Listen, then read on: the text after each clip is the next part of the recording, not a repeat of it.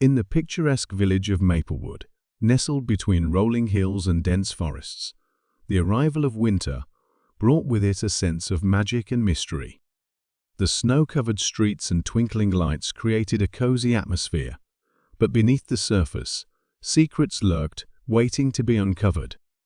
It was the week before Christmas, and the town was buzzing with excitement. The annual Winter Festival was in full swing, and everyone was busy preparing for the grand finale, the lighting of the town's majestic Christmas tree. However, amidst the festivities, a peculiar incident occurred that caught the attention of the villagers.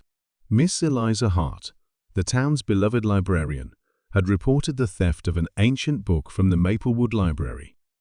The book, titled Secrets of the Season, was a rare manuscript said to contain centuries-old winter tales and traditions. It was kept in a glass display case, but one morning, the case was found shattered, and the book was gone. The news spread quickly, and soon the entire town was abuzz with speculation. Who would steal such a book? And why? The villagers turned to Mr. Arthur Whitlock, a retired detective who had moved to Maplewood a few years ago. Known for his sharp intellect and calm demeanor, Mr. Whitlock was the perfect person to solve the mystery. Miss Hart approached Mr. Whitlock with a plea for help. "The book is irreplaceable," she said, her voice filled with worry. "It holds the history of our town and its traditions. Without it, a part of our heritage is lost." Mr. Whitlock agreed to investigate. He began by examining the shattered display case. The glass had been broken from the outside, suggesting that the thief had used a tool to gain access. He also noticed faint footprints in the snow outside the library window, leading away from the scene. As he followed the footprints, Mr. Whitlock found himself at the edge of the forest. The trail ended abruptly, but he noticed a small, shiny object partially buried in the snow.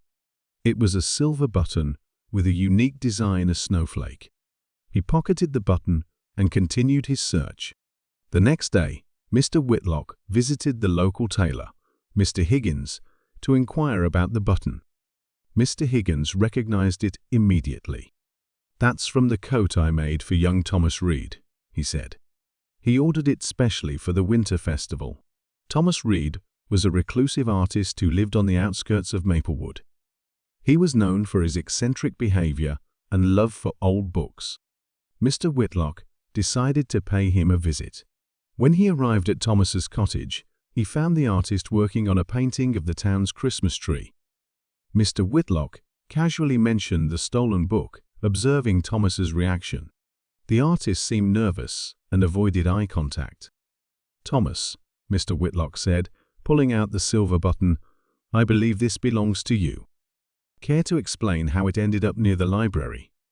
Thomas hesitated, then sighed. "I didn't mean to cause any harm," he admitted. "I borrowed the book to study its illustrations for my paintings. I planned to return it after the festival. I didn't think anyone would notice." Mr. Whitlock frowned. "Borrowing without permission is still theft, Thomas. The book belongs to the town, not to you."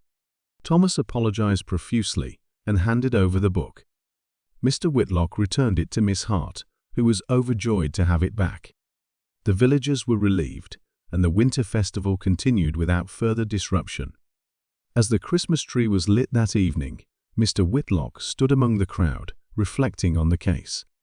The secrets of the season had been revealed, and the spirit of Maplewood remained intact. The snow continued to fall, covering the village in a blanket of peace and tranquility, as the mystery of the stolen book became just another tale in the town's rich history.